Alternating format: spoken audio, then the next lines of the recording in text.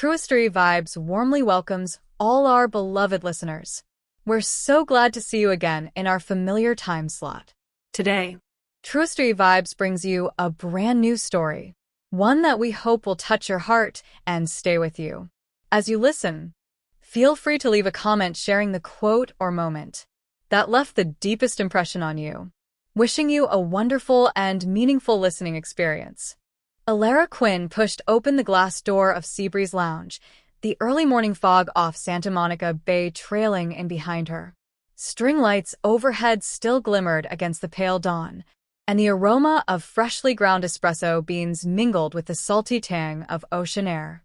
She shook out the hem of her trench coat, glanced at her phone, and slipped into the corner booth she'd claimed as her own over the past year, just a few steps from the floor-to-ceiling windows that framed the endless Pacific. At 26, Elara moved through the world with quiet confidence. Her dark hair was pulled back in a loose chignon, a few stray tendrils brushing her collarbone. She always arrived early, whether for pitching a new boutique hotel design or for moments of solitude before the day's whirlwind began. Today, though, her heart felt heavy, as if the ocean itself were pressing down on her chest. She nudged a chipped ceramic mug toward the barista and watched the steam curl in lazy spirals. As she waited, her phone buzzed against the wood tabletop. A message from Lydia flashed across the screen, Elara's childhood best friend and, until recently, her confidant. "Hey, I saw him at the Riviera Grande. Sending you a pic." Her pulse quickened. She tapped the message open, her latte arriving just then, the froth wobbling like a delicate sculpture. Lydia's attachment downloaded. A grainy photo of Jackson Pierce, Elara's husband of 2 years, strolling hand-in-hand with a sharply dressed woman in her mid-50s across the marble lobby of the Riviera Grande Hotel. The woman's silver-streaked hair and impeccable suit had an air of authority, definitely not a casual client. And Jackson's posture, head slightly bowed, held the kind of intimate ease one reserved for more than friendly business exchanges. Elara's tremor went unnoticed by the barista, who set the latte before her with a gentle smile. But all she could see was the flash of that photograph. She tapped the image for a closer look. There, Jackson's familiar jawline, the slight curve of his mouth as if suppressing a private joke. And there, unmistakable, the firm clasp of his hand around Valentina Drake, CEO of Pierce and Drake Construction, the very company where he worked as a junior project manager. Elara had trusted Lydia's eye. Lydia never sent photos by mistake. Her breath caught. The morning chatter around her, the hiss of the espresso machine, the clink of porcelain, the low hum of other patrons, faded into a muffled echo. Her latte, half drunk, sat like an afterthought. She slid her phone under the table, heart hammering, then lifted her gaze to the horizon as if the Pacific itself might offer solace. Flashbacks arrived unbidden. Jackson's late nights at client meetings, the stray scent of a musky perfume on his collar, the hastily deleted text conversations she once chalked up to professional discretion. Doubt, once a distant whisper, now roared in her ears. With trembling fingers, she dialed Lydia. The line connected immediately. Lydia's voice crackled with concern. "I'm so sorry to drop this on you." Elara closed her eyes, voice strained. "Are you sure that's him?" "Positive. Looked like they were laughing about something. And just before that, I saw him slip her a card." What are you going to do?" Elara exhaled, the cool ocean breeze drifting in through the open window. She set down her straw and stood, resolve hardening in her chest. "I'm coming over. I need more than photos." She hung up, tipped her laptop bag over her shoulder, and left a few bills on the table. Outside, the fog had lifted a notch, revealing the brightening sky. Each step toward her car felt weighted with purpose. She replayed every conversation with Jackson from the past weeks, the vague talk of networking events, the silent assurances that everything's fine. Now those words tasted bitter. Inside the cafe, a couple laughed at a shared joke.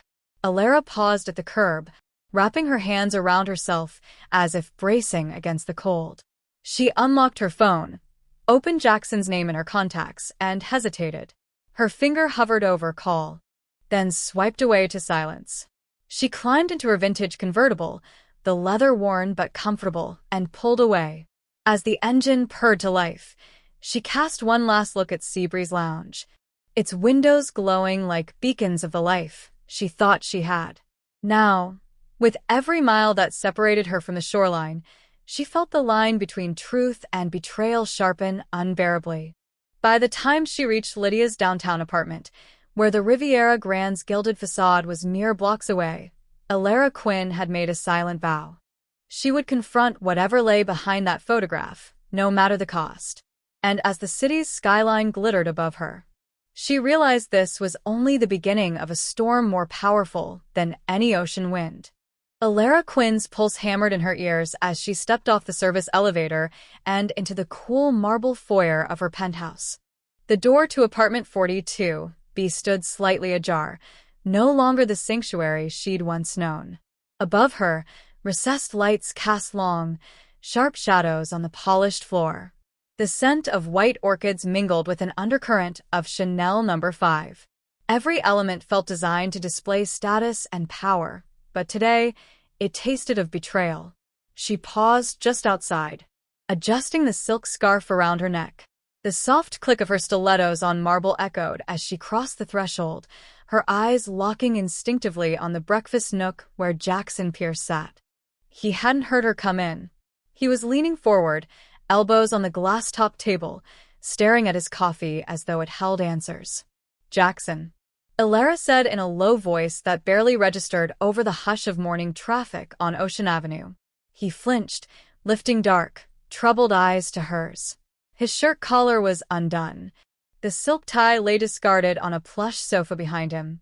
The contrast between his disheveled appearance and the penthouse's immaculate lines struck her. He looked every bit the vulnerable man she married, not the polished professional she believed in. "Elara," his tone wavered. He rose but didn't cross the distance. "We need to talk." She closed the distance herself. Every step felt deliberate, measured, the very opposite of the storm roiling inside her. "Yes, we do." He gestured to the chair across from him, but she stayed where she was, arms folded. The morning sun slanted through floor-to-ceiling windows, painting them both in stark relief. "Show me your phone," she said. "Now." His brow furrowed. "My phone." "Elara, what?"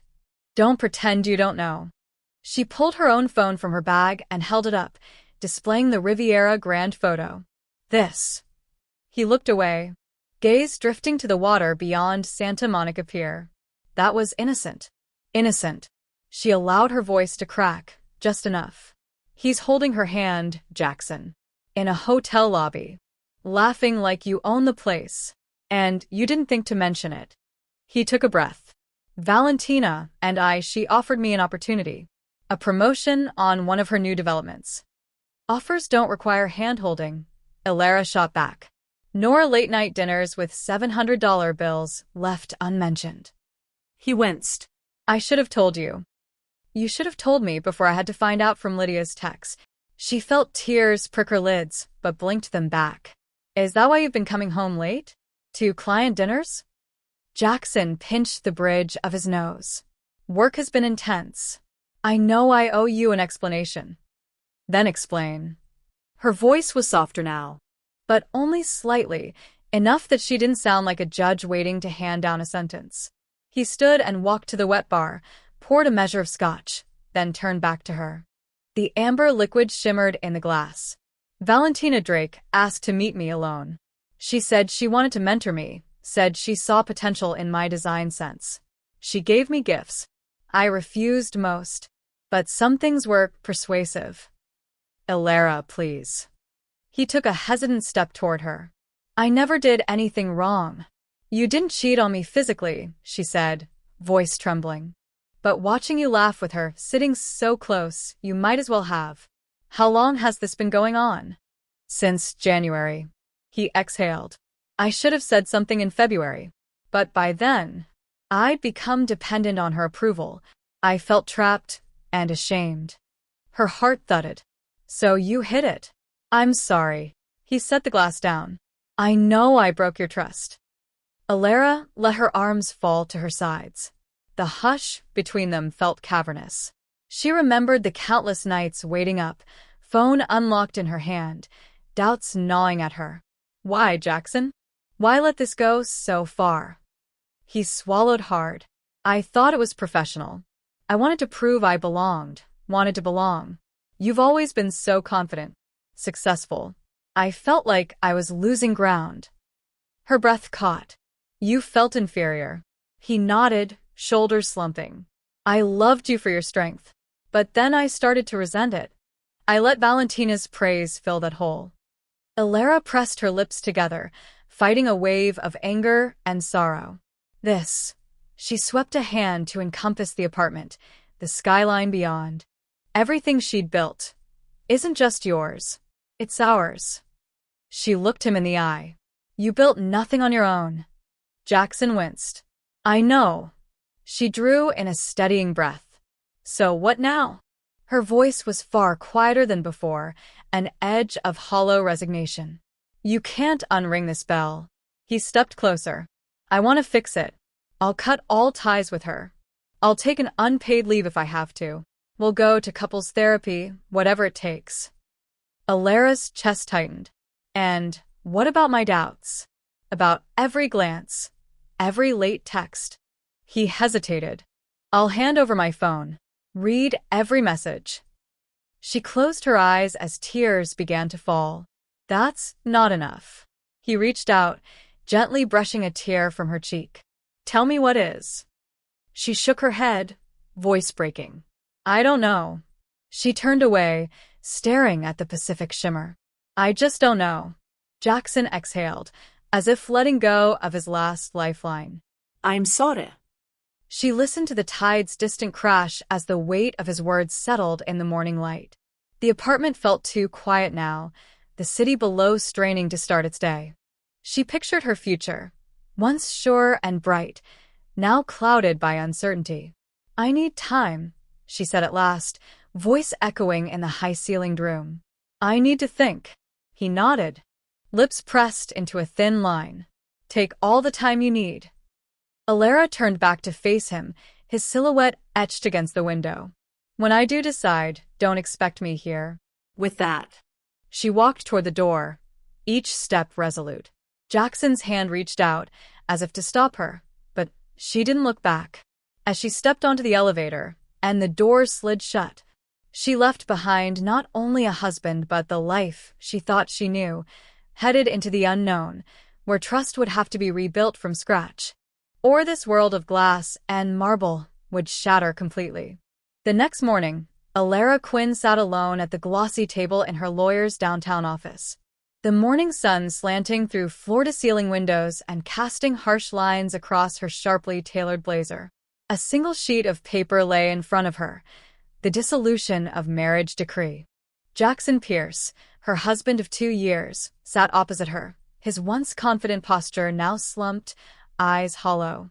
Between them, the neatly stacked legal documents, asset division, spousal support, and ownership transfers, resembled landmines waiting to reshape both their futures. Elara's fingers hovered over the pen. She felt the weight of every word she was about to sign. I hereby petition for an uncontested dissolution of marriage, yet in that moment, all she could see were the broken promises, the late-night texts, and the photograph that shattered her world. She exhaled, steadying herself. If she hesitated here, she risked losing her only path to freedom. Her attorney, Marisol Vega, a no-nonsense partner at Vega and Ramirez, placed a reassuring hand on Elara's wrist. Ms. Quinn, once you sign, everything moves forward as agreed. You'll retain your loft, and Mr. Pierce will relinquish any claim. Are you certain? Elara lifted her gaze, meeting Marisol's steady brown eyes. There was no anger left, only a profound clarity. Absolutely. She pressed her signature into the form. Each stroke of the pen felt like cutting the final thread tying her to a life that had become unrecognizable. Jackson exhaled sharply, watching the ink dry. Elara, I'm sorry, he whispered. voice cracking. I know I don't deserve this. She looked at him unflinching. This isn't about deserving, Jackson. It's about survival. She gathered the papers and slid them back across the table. Effective today, I'm taking ownership of our penthouse. You'll have 2 weeks to vacate. He nodded, as though struck dumb by the finality in her tone. Understood. Outside the office, Los Angeles traffic hummed with its familiar intensity. Elara stepped into the street, blinking against the glare. The divorce documents burned a hole in her bag. She hailed a rideshare without a backward glance. As the sedan merged into traffic, she closed her eyes and listened to the city's pulse. There would be no children to divide. No tangled finances beyond her loft and minimal shared accounts. This divorce was surgical, unwavering, a clean break.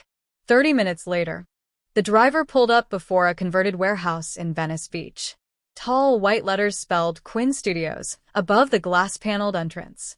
Elara recognized it as the loft she had scouted months earlier, an open-plan space with 16-foot ceilings, exposed brick walls, and panoramic windows overlooking the palm-lined boulevard. She'd whispered about it to Marlo Hayes after that first project meeting, but ultimately chose the penthouse for its prestige.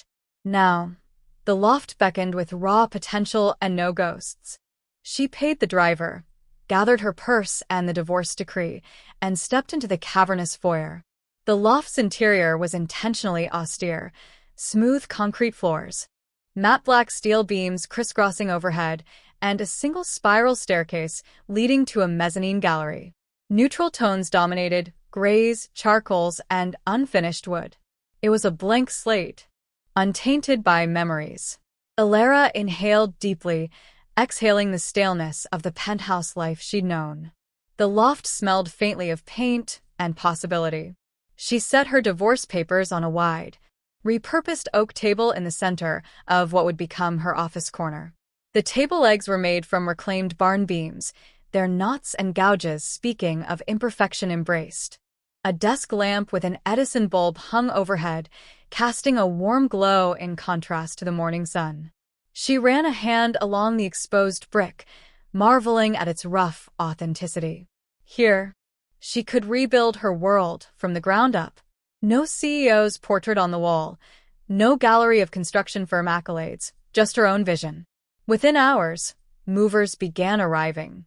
A small crew Elara had hired to transport the few personal items she wanted, the long, low-profile sectional she'd chosen for the living area, her custom bookshelves, several large-scale design prints she'd commissioned years ago, and a modest collection of houseplants that would add vibrancy to the industrial interior.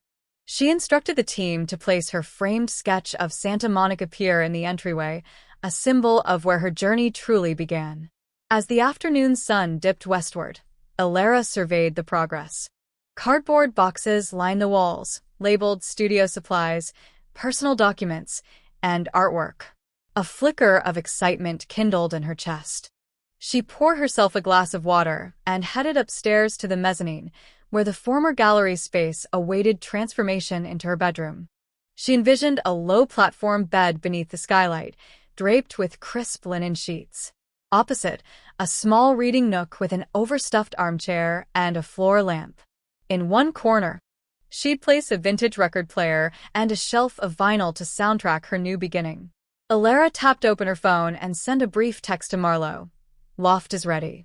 Come by when you can, need a second opinion on layout. Moments later, her phone rang. Marlo's warm baritone voice eased some of the lingering tension. Congratulations on finalizing everything. She smiled, leaning against the mezzanine's black steel railing. Thanks. It feels like the best decision. Let me know when you're free. I'll bring lunch, and we can tweak the layout. Sounds perfect. She paused. See you soon. After the movers left, she sat cross-legged on the concrete floor, surrounded by empty space and dawn's fading light. For the first time in weeks, her chest was calm. The divorce had stung, felt like tearing off a second skin, but the act of committing to this new loft, this blank canvas, restored her sense of self. No more hiding doubts, no more bending to someone else's ambitions. Elara pressed record on her voice memo app. Softly, she spoke to herself. Today I reclaimed my life. Here, I will design on my terms. No more compromises. This is my home, and my heart reborn. As twilight settled over Venice Beach, the loft's open windows framed the first streetlight's glow.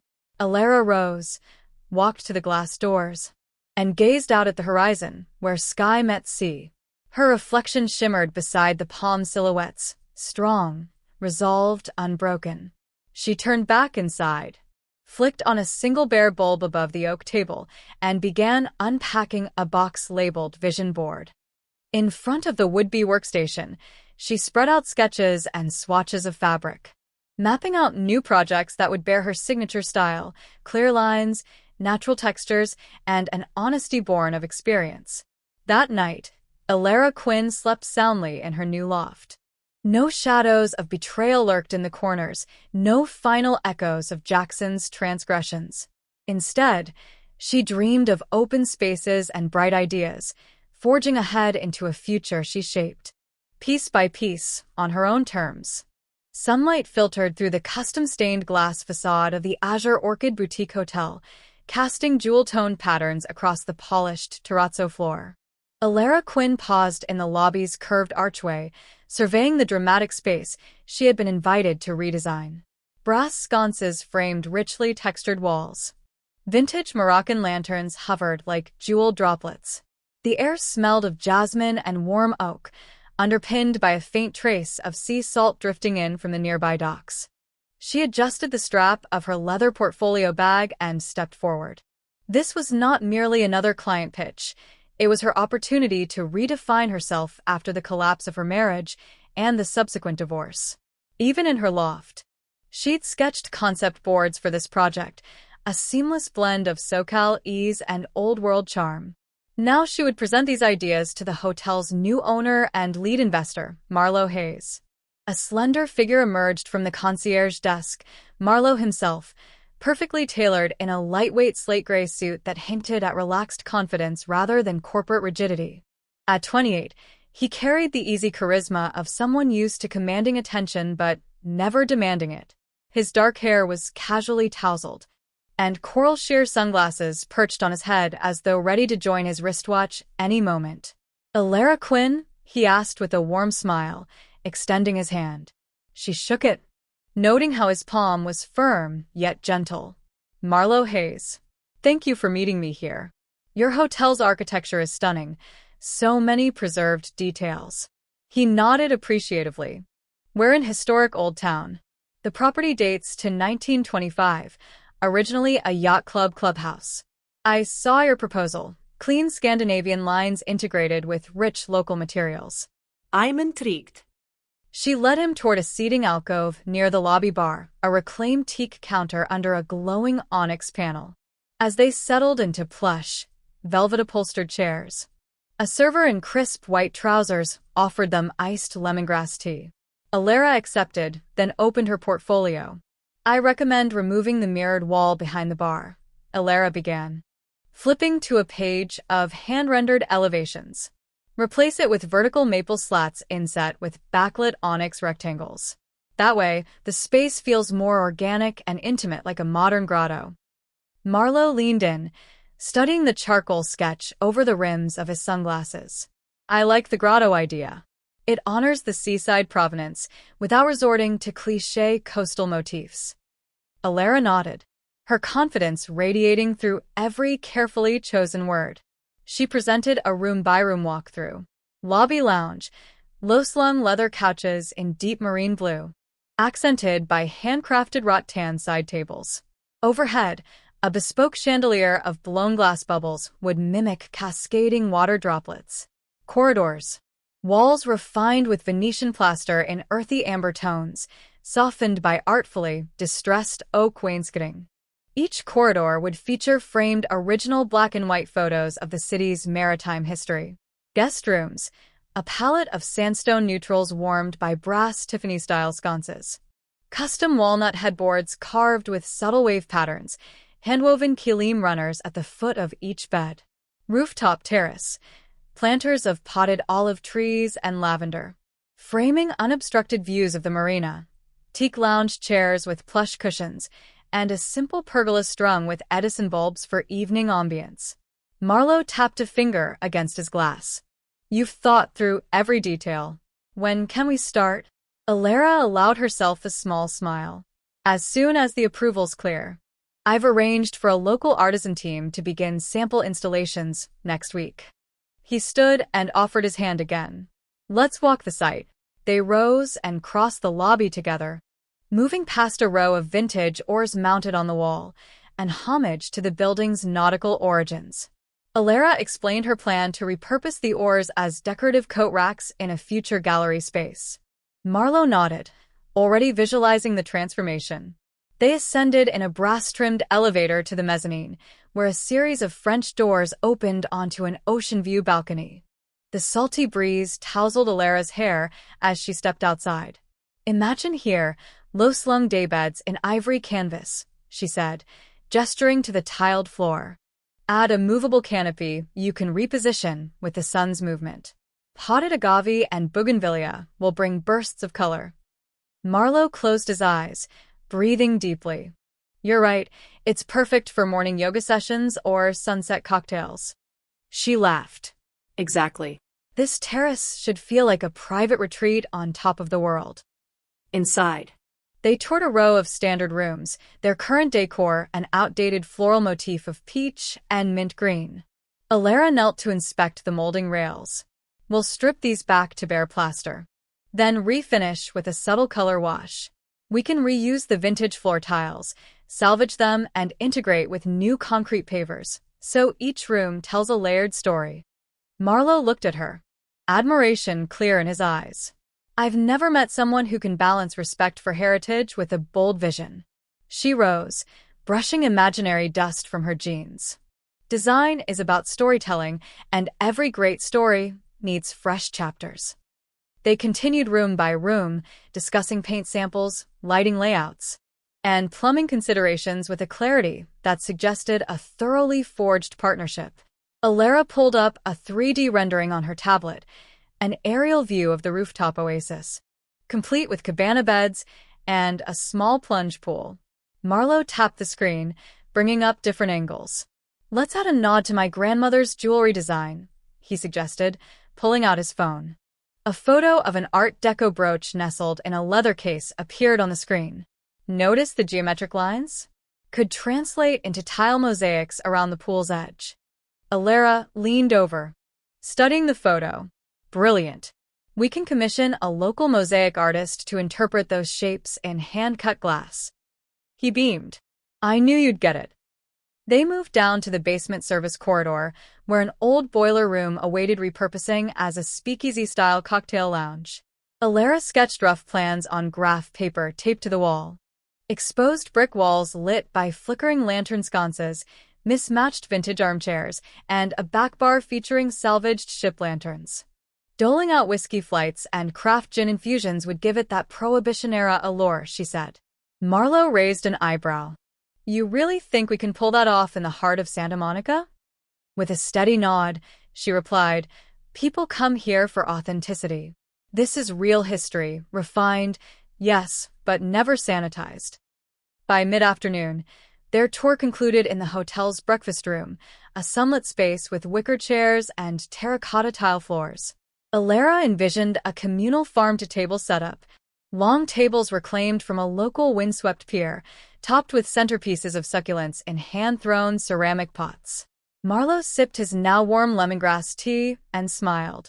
Elara, you've turned every corner of this place into something extraordinary. I'm sold. When can you start the permit process? She checked her digital planner. I'll file by tomorrow. We'll break ground the week after next. He extended his hand again, but this time their connection felt different, less formal and more like an alliance. Here's to Azure Orchid's renaissance, and to what we'll build together. Elara shook his hand, warmth spreading through her chest. To new beginnings. As they shook on it, she glanced around the vibrant lobby, where once she'd felt betrayed, now she saw possibility. Partnering with Marlowe Hayes marked a pivotal shift. She was no longer defined by her past. Instead, she was co-authoring a new narrative, one of resilience, creativity, and the intoxicating promise of transformation. Dusk had painted the Venice beach sky in molten gold and rose pink as Elara Quinn surveyed her newly completed loft gallery. A gentle ocean breeze drifted through the open industrial windows, carrying a hint of salt and the distant murmur of waves. Behind her, the gleaming Los Angeles skyline stood sentinel against the Pacific horizon. Tonight would not only mark the public debut of her design vision for the Azure Orchid Boutique Hotel, it would also serve as a reckoning for the woman whose betrayal had shattered her marriage.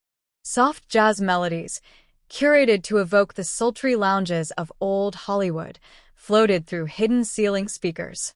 Overhead, recessed track lights illuminated the space with a warm glow, dancing off the polished concrete floors. Brass uplights cast dramatic shadows on the exposed brick walls, where Elara had chosen to display her concept renderings. 12 slate-gray stools ringed a central bar of perfectly veined marble. Against one wall, a series of low benches upholstered in marine blue velvet offered intimate seating. Every detail had been meticulously arranged to evoke both elegance and comfort, elements Elara believed essential to true luxury.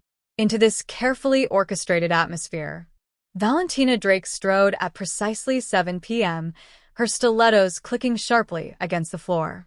She wore a midnight black blazer over a cream silk blouse, her silver-streaked hair pulled into a sleek chignon. As CEO of Pierce and Drake Construction, Valentina was accustomed to commanding attention, and tonight, she received it. Guests paused mid-sip of champagne to watch her pass, betraying curiosity around her relationship with the evening's host. Elara stepped forward, offering a cordial smile. "Valentina, thank you for coming." Valentina's lips curved into a polite arch. "Elara, a pleasure.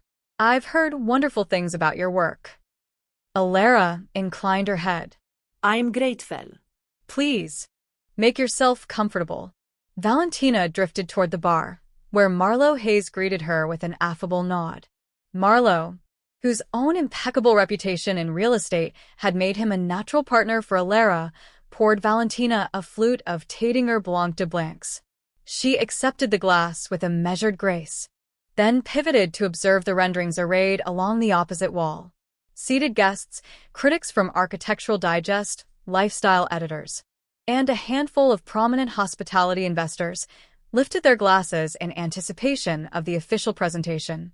Lydia, Elara's lifelong friend and staunchest supporter, offered an encouraging smile from across the room. Elara returned the gesture, steeling herself for what had to come.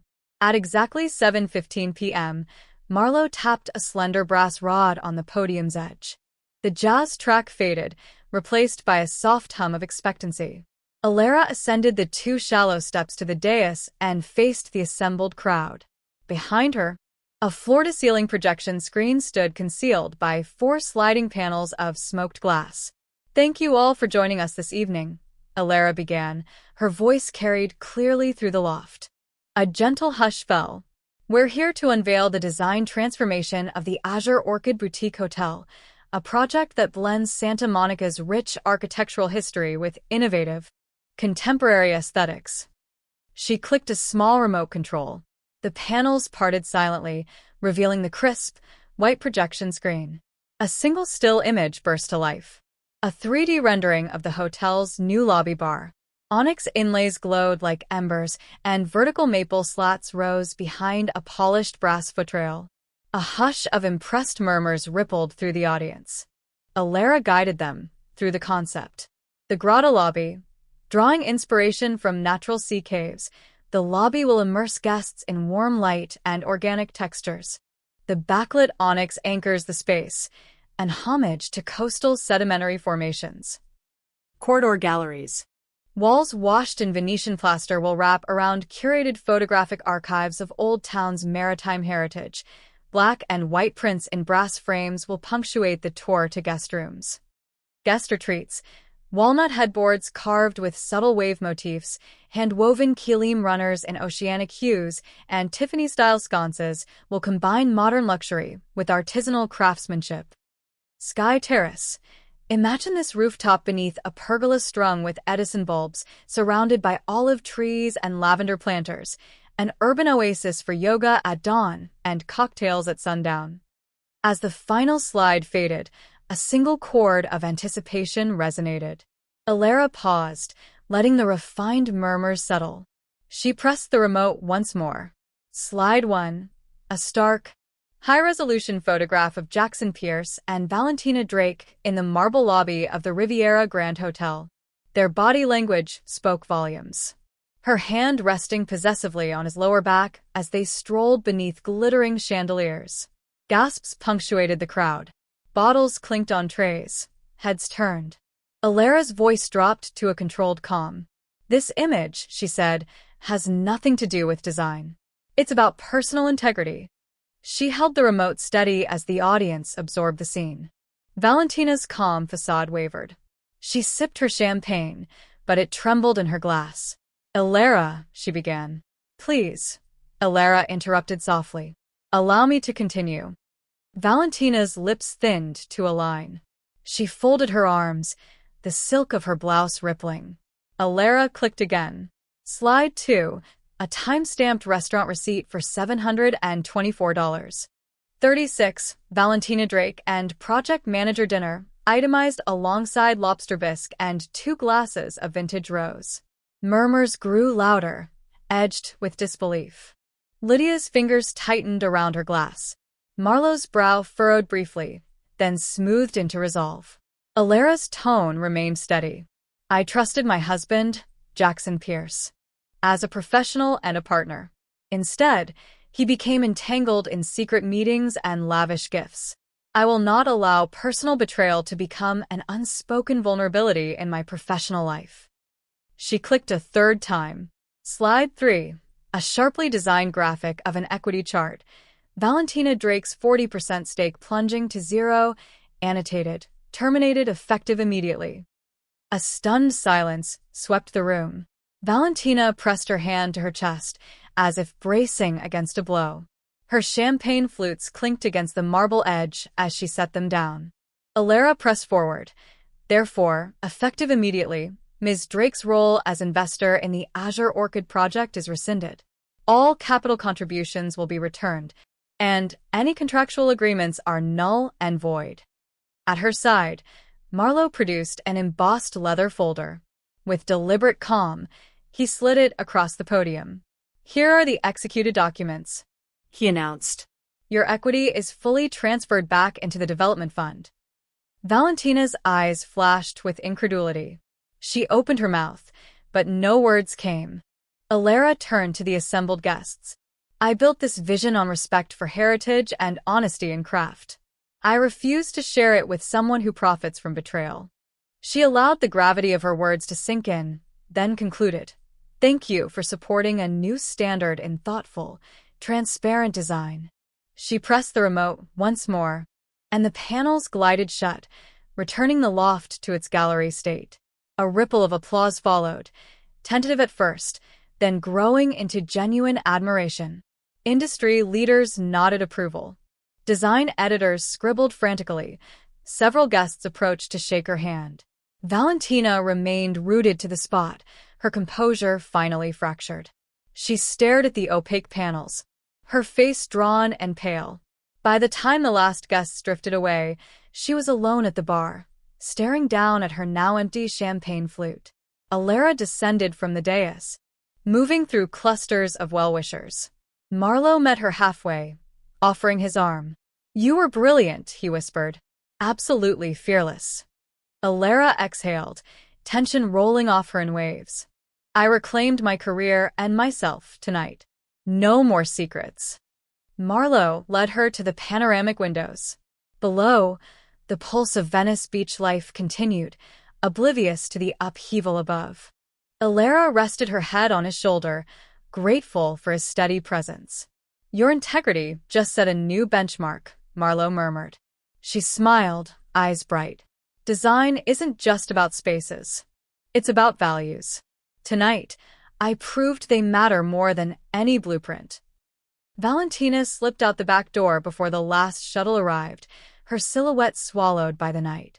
Elara never saw her leave, but in that absence lay the final note of her triumph. The crowd's applause still echoed faintly in the loft's open spaces. Elara and Marlowe lingered until the last guest departed, then extinguished the uplights and closed the panels. Standing alone in the newly transformed gallery, Elara felt a profound sense of closure and renewal. She had turned her pain into purpose and staged a masterstroke that redefined not only her career but her worth. As she flicked off the final lights and locked the front door behind them, Elara whispered into the silent night, "This is only the beginning." And under the star-flecked California sky, her future felt as wide and limitless as the ocean beyond. Elara Quinn woke before dawn, the warehouse loft still hushed and cool around her. She slipped into the kitchenette and poured herself a cup of strong black coffee, the steam fogging her glasses. Across the room, Marlowe Hayes sat at the long reclaimed oak table, laptop open to spreadsheets and contracts. This morning marked the official birth of their partnership, Quinn and Hayes Studio. 2 names on a door, but more importantly a promise, to build a design practice grounded in transparency, mutual respect, and clear boundaries. By 7:30 a.m., the crew had arrived to dismantle leftover partitions and install shelving in the corner alcove they'd designated as the materials library. Elara moved among them with quiet authority, adjusting shelf brackets to ensure perfect alignment, selecting just the right angle for the midday light to illuminate rows of fabric swatches and tile samples. She paused to inspect a beam of reclaimed pine, tracing her finger along its weathered grain. This studio would breathe authenticity, she reminded herself, from structure to surface. Marlowe joined her, rolling up the studio's operating agreement on the desk like a blue ribbon. He handed it to her with a steady smile. "Here's the final version," he said. 50-50 ownership, equal shares in decision-making, and the boundary clause you insisted on. She unfolded the document, scanning the paragraph stipulating that personal matters, however serious, would be addressed outside of studio resources and work hours. Her own handwriting lingered at the margin. Trust is built on knowing where lines are drawn. She nodded and signed alongside his signature in crisp black ink. No ambiguity remained. At 9 o'clock, Sophia Tran, their newly hired senior project manager, arrived with a stack of binders. Luca Moreno, the materials specialist, trailed in behind her, carrying boxes of stone and wood samples. All 4 convened at the center table to review the launch day checklist. Elara led them through each item, branding assets ready for printing, website updates scheduled for deployment. And the evenings, open atelier prep. Marlowe reaffirmed budget allocations and client outreach timelines. The team moved in concert, discussing deadlines and responsibilities without awkward personal chatter, just precise, constructive focus. By mid-morning, Elara and Marlowe walked the length of the studio, planning the placement of workstations and client seating. They agreed on clean lines, no cubicles, only modular furniture that could be reconfigured for brainstorming sessions. Near the materials library, a low lounge area would be furnished with an inviting sofa in muted slate blue, perfect for informal discussions. Elara pointed to an empty wall and sketched a quick mural concept, a gradient wave pattern in warm neutrals. Marlowe nodded his approval. He measured distances and made notes on his phone. Their collaboration was seamless. 2 professionals united by shared vision, not by personal entanglement. Lunch came in at 12:30. When they slipped next door to the taco stand, 2 protein bowls and iced hibiscus tea. Between bites, they brainstormed their social media announcement for the studio's launch. Elara typed a preview. Where integrity meets innovation, Quinn and Hayes Studio is now open. Marlowe refined the language to emphasize their core values: craftsmanship, honesty, and the unique creative boundary that protected both their designs and their partnership. They agreed on a minimalist graphic, the interlocking Q and H in charcoal and sand, emblazoned across a simple linen background. It would appear on every platform by day's end. Back in the studio, the afternoon sun streamed through the north windows, illuminating the spaces they'd prepared. Elara oversaw the installation of a sculptural light fixture above the communal table, a constellation of polished brass discs that would cast soft pools of light over late-night work sessions. Marlowe coordinated with the AV technician to mount a projector in the loft corner, ensuring they could screen client presentations on demand. Together, they walked the length of the studio twice, refining details so small, outlet placement, the angle of acoustic panels, the color temperature of the uplights, that by the time they stopped, the blank warehouse had begun to feel undeniably like theirs. At 4 p.m., they held their first official client walkthrough. A boutique hotel developer arrived with her design team, expecting a polished showroom. Instead, she found an authentic workshop. Swatches pinned to walls, sample boards propped on easels, rough sketches taped to glass panes. Elara guided her through the concepts, explaining the rationale behind each material choice. Marlowe answered logistical questions, schedules, budgets, contractor coordination with equal clarity. The developer left not only impressed, but eager to sign a letter of intent on the spot. As she departed, Elara caught her gaze and offered a genuine smile. They had proven their studio could deliver both vision and accountability. By early evening, Sophia and Luca finessed the final display of sample kits to be shown at that night's open atelier. Small black boxes containing tiles, fabric fragments, metal hardware, and a QR code linking to their online portfolio. Marlowe ran through the RSVP list, confirming times for each guest. Elara poured herself a glass of cold kombucha, savoring its tart sweetness. They stood together at the entrance, watching the last rays of sunset slip beneath the horizon. "Tomorrow we begin in earnest," Marlowe said, clinking his glass gently against hers. "Today we proved our model works." Elara lifted her cup, her heart light yet resolute. This studio thrives on clear lines between creativity and execution, vision and reality, personal and professional. We drew those lines today. He nodded, stretching to switch off the main lights. As darkness settled, the studio's uplights and table lamps glowed like campfires amidst the concrete. Outside, Abbot Kinney's nightlife stirred, but within these walls, a new chapter had been written, one defined not by past betrayals, but by a shared commitment to integrity and artistry. Elara locked the front door at 7:45, and they stepped into the cool evening air. The sign above the window read Quinn and Hayes Studio, bathed in soft light. She inhaled deeply, tasting hope and possibility. With precise boundaries and unwavering trust, they had launched a practice that reflected not just their talents, but their values.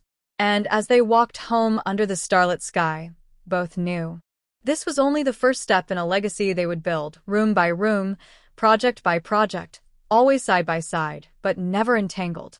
Elara Quinn stepped out onto the private rooftop of the Altamar building, known to insiders as Rooftop 23, just as the final fingers of sunset stretched their pastel brushstrokes across the Pacific horizon. The rooftop's concrete deck was edged with glass railings, giving unobstructed views of the glittering city below and the darkening ocean beyond. Strings of Edison bulbs crisscrossed overhead, illuminating clusters of potted olive trees and lavender in beautifully weathered terracotta pots. A low teak pergola stood to one side, its slatted roof filtering the cool evening breeze. In the center, a single wrought iron bistro table bore a lone sunflower, its golden petals turned full toward the last light, and beside it a small velvet box. Elara's heart beat unevenly as she climbed the final step. Marlowe Hayes had invited her here straight from a long day of securing permits and reviewing construction schedules. Earlier, he had distracted her with talk of a surprise celebration for the studio's first anniversary, never mentioning how important this anniversary felt for both of them. Now. The rooftops hush wrapped around her, and she found him there, leaning against the glass railing, his silhouette outlined by city lights.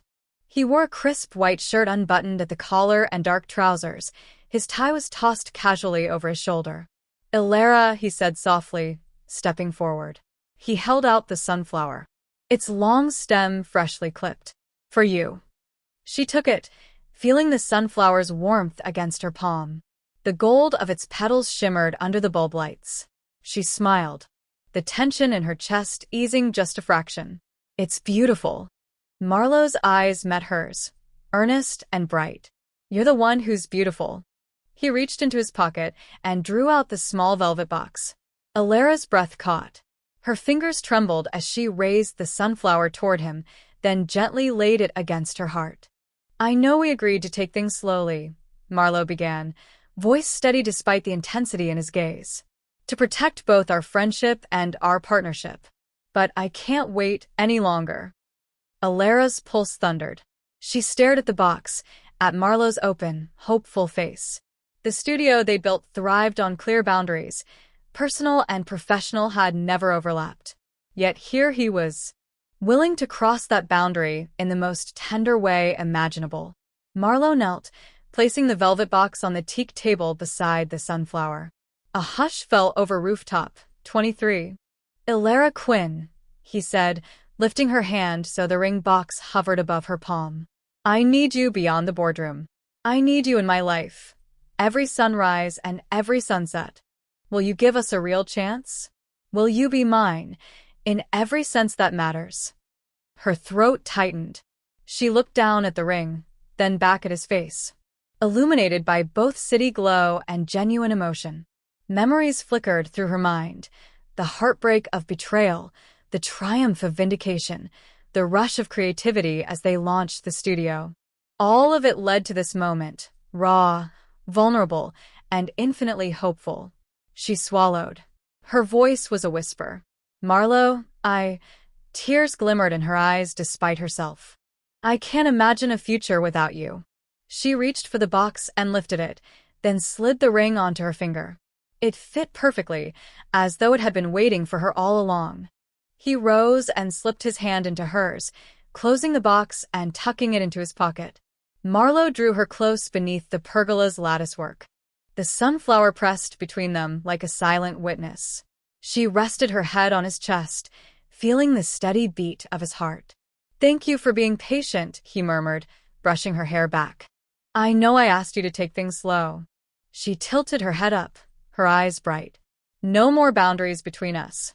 This ring means I trust you completely. He smiled, and in that moment, the world felt infinite.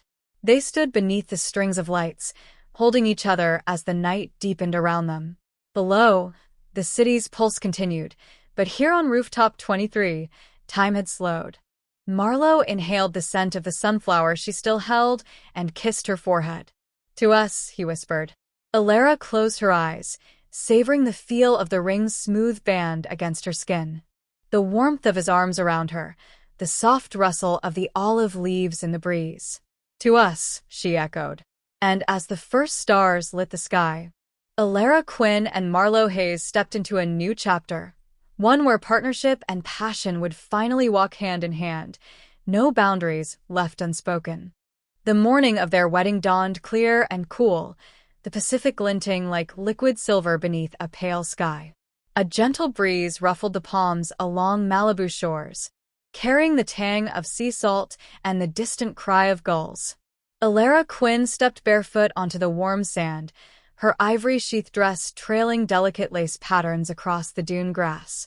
Beside her, Marlowe Hayes adjusted his pale gray linen suit jacket, his bare feet sinking slightly with each step toward the wooden archway they had chosen for their ceremony, a frame of driftwood entwined with white orchids, blue hydrangeas, and strands of hanging glass vessels holding single sprigs of lavender. Family and friends filled the simple wooden benches set in two curved rows on either side of the sand aisle. Sophia and Luca, now partners in everything, flanked the arch as best man and maid of honor, while Lydia stood just behind Elara, eyes glistening with tears of joy. The officiant, a longtime friend of Marlowe's from college, smiled warmly at the couple, his voice carrying easily over the hush of the waves. As the string quartet struck the first chords of Pachelbel's canon in D, Marlowe took a deep breath. He turned to see Elara emerge from behind a draped linen curtain at the top of the dune. The sun, just risen above the horizon, cast her in a soft halo of gold. Every eye in the gathering followed her gentle steps. She reached the arch, offering Marlowe a radiant, steady smile. The officiant began. Dearly beloved, we gather here today, with the ocean as our witness, to celebrate the union of Elara Quinn and Marlowe Hayes. In nature's beauty and in front of those who love you, you stand ready to pledge your lives to each other. Marlowe took Elara's hands in his. The salt breeze toyed with stray locks of her dark hair, and she tucked them behind her ear. He looked into her eyes, so clear, so unwavering, and found the words he had practiced, though each syllable still felt new on his lips. Elara, from the moment we first sketched designs on that reclaimed oak table, your passion and integrity captivated me. You taught me that creativity thrives on honesty and that true partnership rests on mutual respect. Today, I promise to honor that lesson for the rest of my life. I vow to support your dreams as fervently as you've supported mine, to listen with patience, and to love you more deeply with every sunrise. He paused, his eyes bright. On this shore, I give you my hand, my heart, and my unwavering commitment. Elara's gaze softened, and she squeezed his hands gently. She took a breath and spoke, her voice strong and melodic against the backdrop of breaking waves. Marlowe, you stepped into my life as a partner in design and became my partner in everything. You showed me that love can be as clear and firm as the lines we draw in a blueprint, and as boundless as the ocean before us. Today, I promise to stand by your side through every project and every sunrise, to share your laughter and carry you through challenges, and to cherish the trust that led us here. I pledge my devotion to you, in joy and in quiet, for all our days. A gentle wave of applause rippled through the guests as the officiant closed the book of vows. Marlowe slipped a rose-gold band onto Elara's finger. She did the same, her ring catching the light like a single drop of dawn. He lifted it to his lips, kissing it reverently, then turned to kiss her with the joyous abandon of two hearts finally united. As they stepped back, the officiant's smile widened. By the power vested in me, and before the witness of sun, sea, and all those gathered here, I now pronounce you husband and wife. Marlowe, you may kiss your bride. The kiss was gentle, tender, and sealed with a promise as enduring as the ocean's tide. Guests rose to their feet, cheering softly, while the string quartet shifted into a buoyant arrangement of At Last by Etta James. Marlowe and Elara led each other down the sandy aisle, their footprints the only marks on an otherwise pristine shore. They joined their loved ones for a reception under a canopy of bamboo and linen canopies set just behind the dunes. Long tables draped in cream linens held arrangements of white peonies and baby's breath in vintage glass vases. Plates of grilled local shrimp, heirloom tomato salad, and lavender-infused dessert tarts beckoned. Elara and Marlowe threaded their way through the gathering, greeting each guest with genuine warmth. Marlowe's mother, teary-eyed and radiant, embraced them both. Elara's longtime neighbor, who had watched her loft transformation, raised a glass of sparkling Riesling. Even Valentina Drake, uninvited but present at a respectful distance, stood by the water's edge, paying her silent respects from afar. As dusk deepened, string lights overhead twinkled like stars. The first dance commenced, a slow, swaying waltz in the sand. Elara rested her head on Marlowe's shoulder, eyes closed, feeling the world narrow to the circle of warmth around them. He spun her gently, and the melody carried them across the soft dance floor, their shadows entwined beneath the glow. Later, a bonfire crackled just beyond the tables. Guests gathered around, roasting marshmallows and sharing stories under the vast night sky. Elara slipped away for a moment with Marlowe to stand at the water's edge, letting the cool waves lap at their ankles. "This was perfect," she whispered, leaning into him. Marlowe wrapped an arm around her waist. "We designed it together," he said, kissing her temple. "Your integrity, my vision, and a lifetime of vows sealed in sand and salt." They watched the moon cast a silver path across the water, knowing that this night, this union, would be the foundation for every project and dream they would build together. As the bonfire's embers glowed and the ocean sang its eternal refrain, Elara and Marlowe took their first steps into married life, side by side, love as steadfast as the shoreline itself. Sunlight poured through the skylights of Quinn and Hayes' studio, illuminating rows of material samples and the communal Douglas fir table where Elara Quinn and Marlowe Hayes began each day. It had been 2 years since that first partnership meeting, and the studio had grown into a vibrant hub of innovation and integrity. Their founding principles, transparent collaboration, respect for craftsmanship, and clear professional boundaries, had become their hallmark. On this Monday morning, Elara arrived early, her energy as bright as the dawn. She slipped off her sandals and padded across the polished concrete floor to her private sketch nook, a simple desk beneath a bank of north-facing windows, where she reviewed a client brief for a new coastal wellness retreat.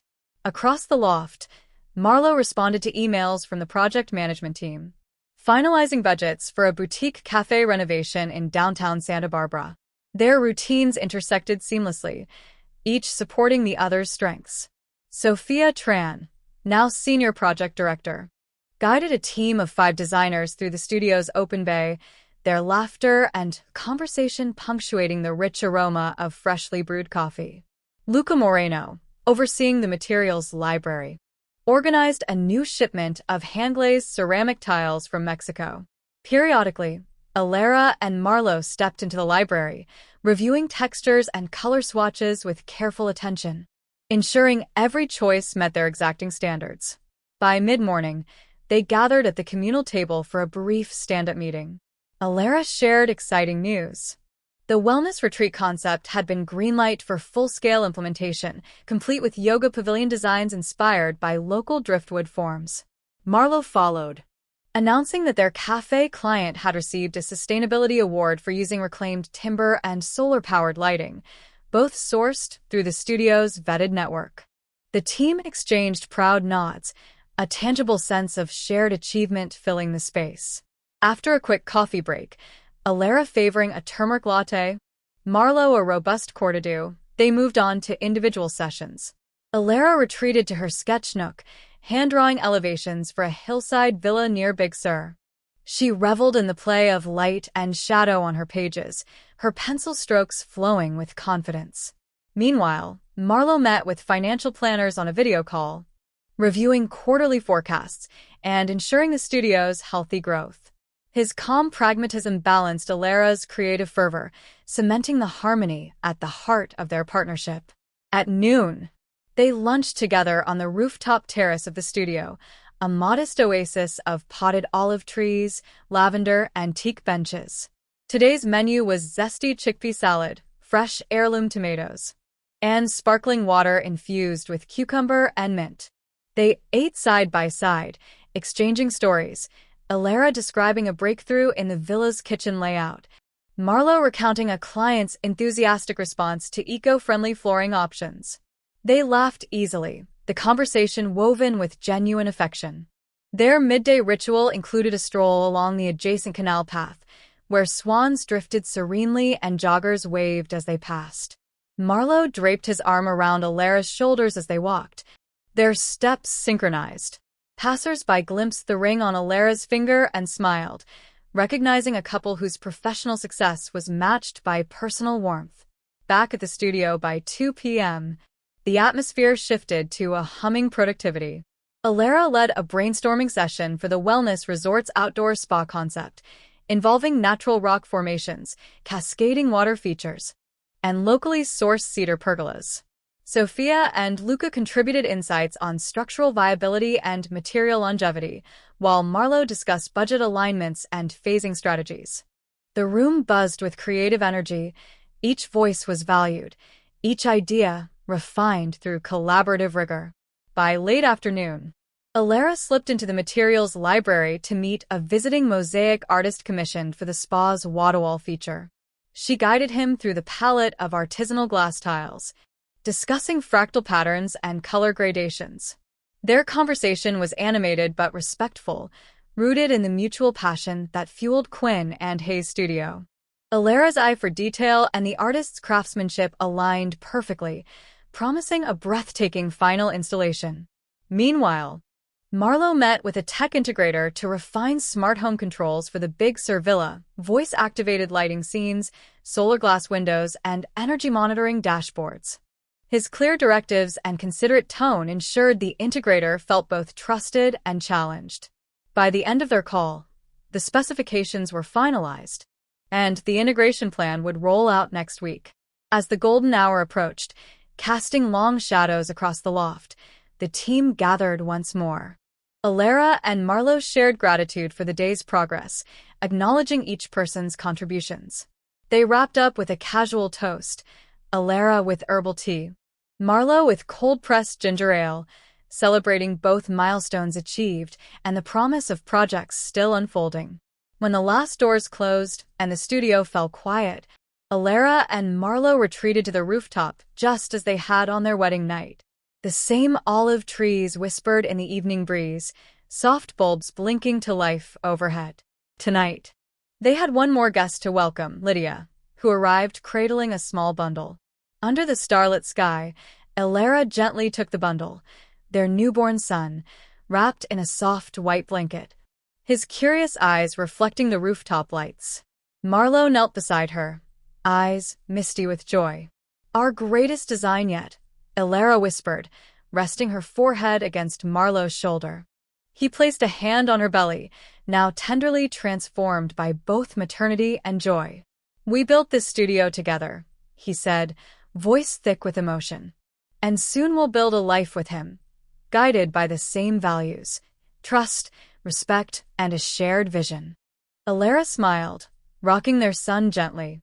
The purr of the city below felt distant compared to the profound hush of new parenthood. Around them, the rooftop could have been an island in time, a sanctuary where love and partnership endured. In the weeks that followed, Elara and Marlo adjusted their routines to welcome their son, alternating joyful night feedings and early morning design sketches. The studio remained their creative haven, now a place where a cradle sat beside the materials library and where occasional lullabies mingled with the hum of design discussions. Clients adored the warm new family vibe, sensing that Quinn and Hayes' studio wasn't just about spaces, but about nurturing environments that supported life's most meaningful moments. Years later, their portfolio displayed award-winning hotels, restaurants, and homes, each completed with the same integrity and artistry they'd championed from the start. Their son, now toddling between desks in a miniature designer smock, delighted in flipping through swatches and pointing out favorite textures. Elara and Marlo shared warm smiles as they watched him, knowing that the values they built into their partnership would guide both the studio's legacy and their family's future. Under the California sun, and under the night skies of Rooftop 23, Quinn and Hayes Studio stood as a testament to what two people could achieve when creativity and trust walked hand in hand. And beyond the studio walls, in a cozy seaside home, Elara and Marlo nurtured a life of enduring love and boundless inspiration, their story unfolding in every blueprint, every project, and every quiet moment shared with their son by the shore. And that brings us to the end of today's story on TrueStory Vibes. Don't forget to leave a comment with a quote or moment that touched you the most. Your words give our team the motivation to keep creating more heartfelt stories. Thank you for listening, and we'll see you again soon.